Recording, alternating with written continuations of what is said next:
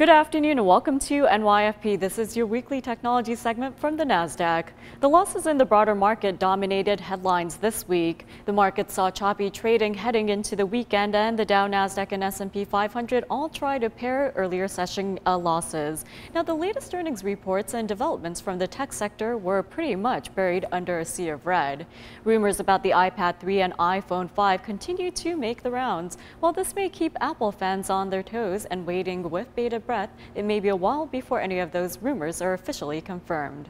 Meanwhile, for consumers who have been eyeing the HP touchpad, the tablet device will be available between August 5th and 7th for $100 less. The rebate for the touchpad brings the 16 gig device down to $399 and the 32 gig version down to $499. This is not the first time that HP has slashed prices on the touchpad, although it has been available for only a month. Now, HP offered a $50 off promotion that ends in early September. Also, on Friday, August 5th, the daily deal site Woot was selling the 16 gig touchpad for only $379.99. The tablet has been getting mixed reviews, with HP fixing some of those performance issues that had been a problem among some of the users. Also, the lack of apps and its design have not been winning rave reviews. Still, the Palm-based web OS software makes the device independent.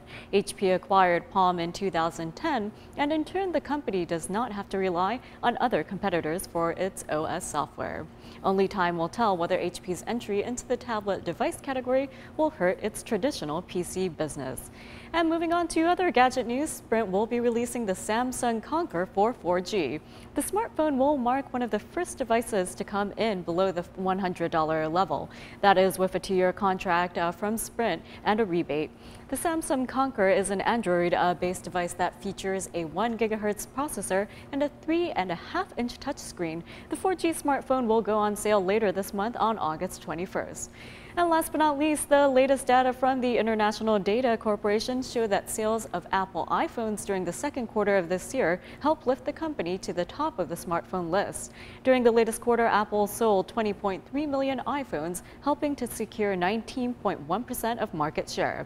Compared to a year ago, shipments of the Apple iPhone soared over 141.7%.